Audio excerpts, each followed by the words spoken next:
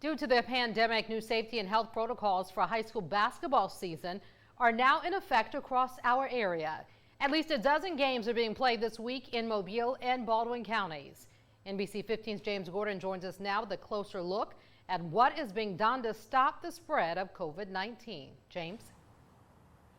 Well, the biggest change that fans need to be aware of is that the attendance will be capped at about 25% of a gym's capacity. That's about 250 people, and there will be no tip-off.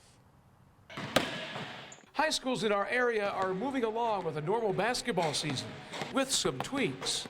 As a team, obviously we're wearing the mask and we're sanitizing chairs and locker rooms and things like that. We're getting out there and we're preparing for the X's and O's just like any other day.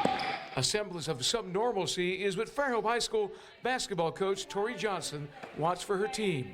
The challenge is to play this indoor sport safely. Assistant Superintendent Marty McCrae, Baldwin County's school athletic director, says administrators know their schools and how to handle capacity was left up to each principal. I think they've all agreed they're going to be around that 250 mark, at least in the high school level.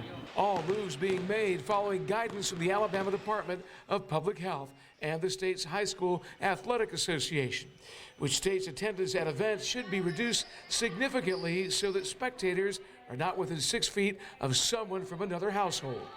Spectators will be required to wear masks and maintain social distancing.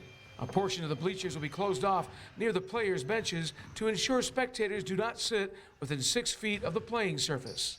Every gathering increases the risk that we perpetuate the spread of the virus. Moving high school sports indoors has been a divisive issue among public health officials and many doctors. Well, of course, we'd all love to be there to be at our son or daughter's basketball game and watch them succeed, but you still would also want to be able to be there for them in the long term. Let this be about the people it should be about, and don't get your feelings hurt about everybody can't get in there to watch them at one time. And you can catch most of these games online. Now, there will be no temperature checks at the gyms. Players, officials, and coaches, well, they're asked to self-monitor their symptoms before every game. In Baldwin County, James Gordon, NBC 15 News.